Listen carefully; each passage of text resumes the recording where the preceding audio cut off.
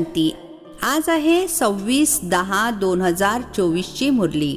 महावाक्य आहे, गोड मुलांनो, सर्वशक्तिमान बाबा आले आहेत तुम्हाला शक्ती देण्याकरिता। जितके आठवणीमध्ये राहाल तेवढी शक्ती मिळत राहील। प्रश्न आहे, या ड्रामामध्ये सर्वांपेक्षा चांगल्यात चांगला पार्ट तुम्हा मुलांचा आहे, तो कसा? उत्तर आहे, तुम्ही मुलेच बेहदच्या बाबांचे बनता। भगवान टीचर बनून तुम्हाला शिकवत आहेत तर भाग्यशाली झालात ना। विश्वाचे मालक तुमचे पाहुणे बनून आले आहेत, ते तुमच्या मदतीने विश्वाचे कल्याण करतात। तुम्ही मुलांनी बोलावले आणि बाबा आले, हीच आहे 2 हातांची टाळी। आता बाबांकडून तुम्हा मुलांना पूर्ण विश्वावर राज्य करण्याची शक्ती मिळते। ओम शांती। गोड गोड रुहानी मुले बाबांच्या सन्मुख बसली आहेत, टीचरच्या देखील समोर बसले आहेत आणि हे देखील जाणता की हे बाबा गुरुच्या रूपामध्ये आले आहेत आम्हा मुलांना घेऊन जाण्याकरिता। बाबा देखील म्हणतात, माझ्या रुहानी मुलांनो, मी तुम्हाला इथून घेऊन जाण्याकरिता आलो आहे। ही दुनिया जुनी झाली आहे आणि हे देखील जाणता की ही दुनिया घाणेरडी आहे। तुम्ही मुले देखील घाणेरडे बनले आहात। स्वतःला म्हणता, पतित पावन बाबा येऊन आम्हा पतितांना या दुःखधाम मधून शांतीधामला घेऊन जा। आता तुम्ही इथे बसले आहात तर मनामध्ये हे आले पाहिजे। बाबा देखील म्हणतात, मी तुमच्या बोलावण्यामुळे तुमच्या निमंत्रणावरून आलो आहे। बाबा आठवण करून देतात, खरोखर तुम्ही बोलावत होता ना की या म्हणून। आता तुम्हाला स्मृती आली आहे की आम्हीच बोलावले आहे। आता बाबा कल्पापूर्वीप्रमाणे ड्रामा अनुसार आलेले आहेत, ते अर्थात दुनियेतील लोक प्लॅन बनवतात ना, हा देखील शिवबाबांचा प्लॅन आहे। यावेळी सर्वांचे आपापले प्लॅन आहेत ना। 5 वर्षांचा प्लॅन बनवतात, त्यामध्ये आपण हे करू। गोष्टी बघा कशा येऊन जुळतात। पूर्वी हे प्लॅन वगैरे बनवत नव्हते, आता प्लॅन बनवत राहतात। तुम्ही मुले जाणता, आमच्या बाबांचा प्लॅन हा आहे। ड्रामा प्लॅन अनुसार 5000 वर्षांपूर्वी मी हा प्लॅन बनवला होता। तुम्ही गोड गोड मुले जी इथे खूप दुःखी झाला आहात, वेश्यालयामध्ये पडून आहात, आता मी आलो आहे तुम्हाला शिवालयामध्ये घेऊन जाण्याकरिता। ते शांतीधाम आहे निराकारी शिवालय आणि सुखधाम आहे साकारी शिवालय। तर यावेळी बाबा तुम्हा मुलांना रिफ्रेश करत आहेत। तुम्ही बाबांच्या सन्मुख बसले आहात ना। बुद्धीमध्ये निश्चय तर आहे की बाबा आलेले आहेत। बाबा शब्द खूप गोड आहे, हे देखील जाणता आपण आत्मेत त्या बाबांची संतान आहोत। मग पार्ट बजावण्यासाठी या बाबांचे बनतो।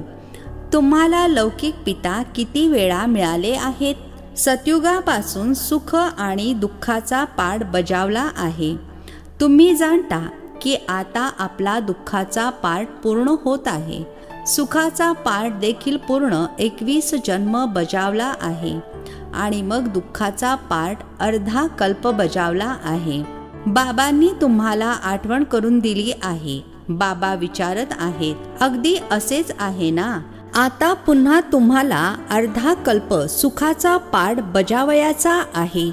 या ज्ञानाद्वारे तुमची आत्मा भरपूर होते आणि नंतर मग रिकामी होते, तर मग पुन्हा बाबा भरपूर करतात। तुमच्या गळ्यामध्ये विजयाची माळ घातलेली आहे, गळ्यामध्ये ज्ञानाची माळ आहे। खरोखर आपण हे चक्र फिरतच राहतो। सतयुग त्रेता द्वापर कलयुगानंतर येतो या स्वीट संगमावर। याला स्वीट म्हणणार। शांतीधाम काही स्वीट नाहीये, सर्वात स्वीट आहे पुरुषोत्तम कल्याणकारी संगमयुग। ड्रामामध्ये तुमचा देखील चांगल्यात चांगला पार्ट आहे। तुम्ही किती भाग्यशाली आहात। तुम्ही बेहदच्या बाबांचे बनता, ते येऊन तुम्हा मुलांना शिकवतात। हे किती श्रेष्ठ, किती सोपे शिक्षण आहे। तुम्ही किती श्रीमंत बनता, यामध्ये कसलीही मेहनत करावी लागत नाही। डॉक्टर, इंजिनियर वगैरे किती मेहनत करतात, तुम्हाला तर वारसा मिळतो। वडिलांच्या कमाईवर मुलांचा हक्क असतो ना. तुम्ही हे शिकून 21 जन्मांची सच्ची कमाई करता. तिथे तुम्हाला असे कोणतेही नुकसान होत नाही ज्यामुळे बाबांची आठवण करावी लागेल. यालाच अजपा जप म्हटले जाते. तुम्ही जाणता बाबा आलेले आहेत. बाबा देखील म्हणतात मी आलो आहे. दोन्ही हाताची टाळी वाजेल ना. बाबा म्हणतात माझी आठवण करा तर जन्मजन्मांतरीची पापे भस्म होतील. 5 विकार रूपी रावणाने तुम्हाला पाप आत्मा बनवले आहे. पुन्हा पुण्य आत्मा सुद्धा बनायचे आहे. हे लक्षात आले पाहिजे की आम्ही बाबांच्या आठवणीने पवित्र बनून मग बाबांसोबत घरी जाऊ. मग या शिक्षणाद्वारे आम्हाला माईट अर्थात ताकद मिळते. देवी देवता धर्मासाठी म्हटले जाते रिलिजन इज माईट अर्थात धर्म एक शक्ती आहे. बाबा तर आहेत सर्व शक्तिमान. तर बाबांकडून आम्हाला विश्वामध्ये शांती स्थापन करण्याची ताकद मिळते. ती बादशाही आमच्याकडून कोणीही हिरावून घेऊ शकत नाही इतकी ताकद मिळते. राजांच्या हाती बघा किती ताकद येते. त्यांना किती घाबरतात. एका राजाची किती प्रजा लष्कर इत्यादी असते परंतु ती आहे अल्पकाळासाठी ताकद. ही तर आहे 21 जन्मांसाठी ताकद. आता तुम्ही जाणता आपल्याला सर्वशक्तिमान बाबांकडून विश्वावर राज्य करण्याची ताकद मिळते. प्रेम तर असते ना. देवता आत्ता प्रत्यक्षात नसताना देखील त्यांच्यावर किती प्रेम आहे. जेव्हा समक्ष असतील तेव्हा प्रजेचे किती प्रेम असेल. आठवणीच्या यात्रेद्वारे ही सर्व ताकद तुम्ही घेत आहात. या गोष्टी विसरू नका. आठवण करता करता तुम्ही खूप शक्तिशाली बनता. सर्व शक्तिमान दुसऱ्या कोणालाही म्हटले जात नाही. सर्वांना शक्ती मिळते. यावेळी कोणातही शक्ती नाही आहे. सर्व तमोप्रधान आहेत. तर सर्व आत्म्यांना एकाकडूनच शक्ती मिळते आणि मग आपल्या राज्यामध्ये येऊन आपापला पाड बजावतात. आपला हिशोब चुकता करून मग असेच नंबरवार शक्तिमान बनतात. पहिल्या नंबरची शक्ती आहे या देवतांमध्ये. हे लक्ष्मीनारायण खरोखर साऱ्या विश्वाचे मालक होते ना. तुमच्या बुद्धीमध्ये सृष्टीचे संपूर्ण चक्र आहे. जसे तुमच्या आत्म्यामध्ये हे नॉलेज आहे तसे बाबांच्या आत्म्यामध्ये देखील सर्व नॉलेज आहे. आता तुम्हाला ज्ञान देत आहेत. ड्रामामध्ये पार्ट भरलेला आहे जो रिपीट होत राहतो. पुन्हा तोच पार्ट 5000 वर्षांनंतर रिपीट होईल. हे देखील तुम्ही मुले जाणता. तुम्ही सतयुगामध्ये राज्य करता तेव्हा बाबा रिटायर आयुष्य जगतात. मग पुन्हा स्टेजवर कधी येतात. जेव्हा तुम्ही दुःखी होता. तुम्ही जाणता त्यांच्यामध्ये संपूर्ण रेकॉर्ड भरलेले आहे. किती छोटी आत्मा आहे. तिच्यामध्ये किती समज अर्थात बुद्धी असते. बाबा येऊन किती समज देतात. मग तिथे सतयुगामध्ये हे सर्व विसरून जाता. सतयुगामध्ये तुम्हाला हे नॉलेज असत नाही. तिथे तुम्ही सुख उपभोगत राहता. हे देखील तुम्हाला आता समजते. सतयुगामध्ये आम्हीच देवता बनून सुख उपभोगतो. आता आपण सो ब्राह्मण आहोत. पुन्हा सो देवता बनत आहोत. हे ज्ञान चांगल्या प्रकारे बुद्धीमध्ये धारण करायचे आहे. कोणाला समजावून सांगितल्यामुळे आनंद होतो ना. तुम्ही जणू प्राणदान देता. म्हणतात ना काळ येऊन सर्वांना घेऊन जातो. काळ वगैरे कोणीही नाही आहे. हा तर पूर्वनियोजित ड्रामा आहे. आत्मा म्हणते मी एक शरीर सोडून निघून जाते आणि मग दुसरे घेते. मला कोणी काळ खात नाही. आत्म्याला जाणीव होते. आत्मा जेव्हा गर्भामध्ये असते तेव्हा साक्षात्कार होऊन दुःख भोगते. आतमध्ये शिक्षा भोगते. म्हणून त्याला म्हटले जाते गर्भजेल. हा किती अद्भुत ड्रामा बनलेला आहे. गर्भजेलमध्ये शिक्षा भोगत स्वतःचा साक्षात्कार करत असतात. शिक्षा का मिळाली. साक्षात्कार तर घडवतील ना. साक्षात्कार तर घडवतील ना की ही चुकीची कामे केली आहेत. यांना दुःख दिले आहे. तिथे सर्व साक्षात्कार होतात तरी देखील बाहेर आल्यानंतर पाप आत्मा बनतात. सर्व पापे भस्म कशी होणार ते तर मुलांना समजावून सांगितले आहे. या आठवणीच्या यात्रेमुळे आणि स्वदर्शन चक्र फिरवल्यामुळे तुमची पापे भस्म होतात। बाबा म्हणतात सुद्धा, गोड गोड स्वदर्शन चक्रधारी मुलांनो, तुम्ही 84चे हे चक्र फिरवाल तर तुमची जन्मजन्मांतरीची पापे नष्ट होतील। चक्राची सुद्धा आठवण करायची आहे। ज्यांनी हे ज्ञान दिले त्यांची सुद्धा आठवण करायची आहे। बाबा आम्हाला स्वदर्शन चक्रधारी बनवत आहेत।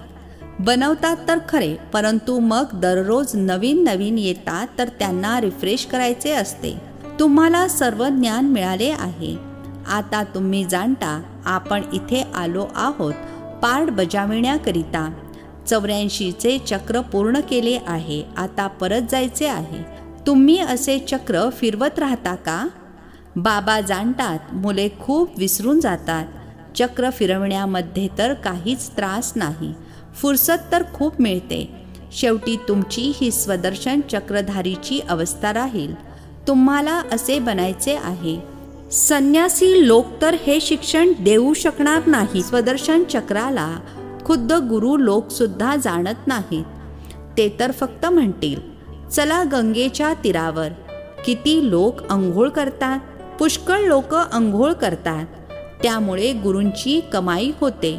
पुन्हा पुन्हा यात्रेला जातात। आता त्या यात्रेमध्ये आणि या यात्रेमध्ये बघा किती फरक आहे। ही यात्रा त्या सर्व यात्रांमधून मुक्त करते। ही यात्रा किती सोपी आहे। चक्र सुद्धा फिरवा। एक गाणे देखील आहे ना, चारों तरफ लगाए फेरे फिर भी हरदम दूर रहे।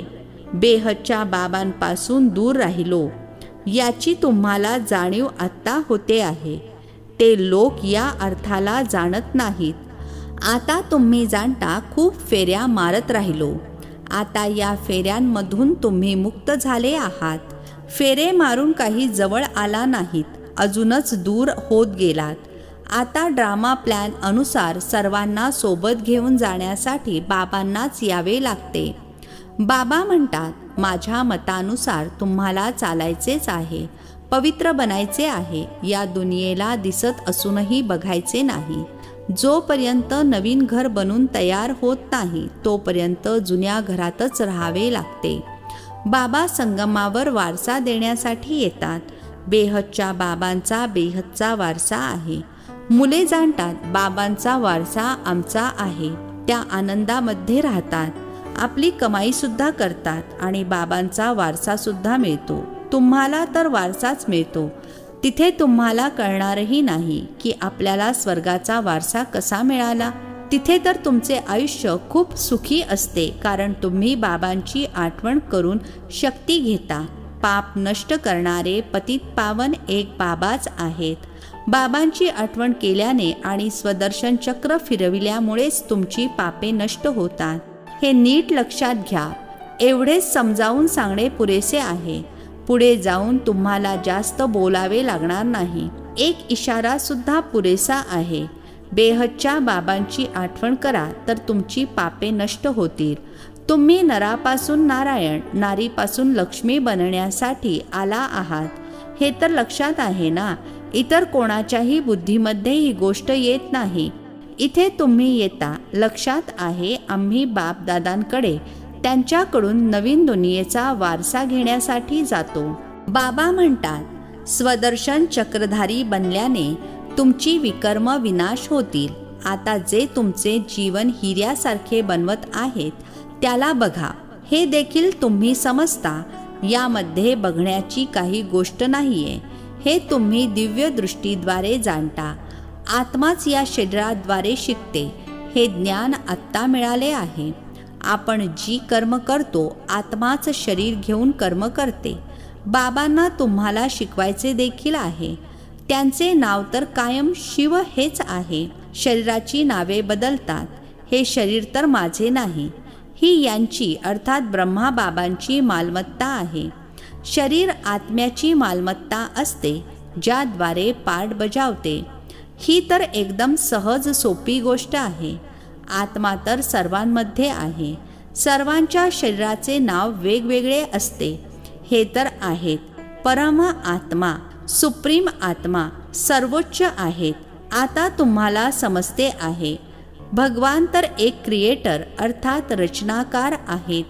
बाकी सर्व पार्ट बजावणारी रचना आहे. तुम्हाला हे देखील माहीत झाले आहे की आत्मे कसे येतात. सर्वप्रथम आदी सनातन देवी देवता धर्माचे फार थोडे आत्मे असतात. शेवटी मग पहिले येण्यासाठी लायक बनतात. ही जणू सृष्टी चक्राची माळा आहे जी फिरत राहते. तुम्ही माळा जेव्हा जपता तेव्हा माळेतल्या सर्व मण्यांचे चक्र फिरते ना. सतयुगामध्ये जरासुद्धा भक्ती असत नाही. बाबांनी समजावून सांगितले आहे, हे आत्म्यांनो, मामेकम अर्थात मज एकाची आठवण करा. तुम्हाला घरी नक्की परत जायचे आहे. विनाश समोर येऊन उभा ठाकला आहे. आठवणीनेच पापे नष्ट होतील आणि मग शिक्षा भोगण्यापासून देखील सुटका होईल.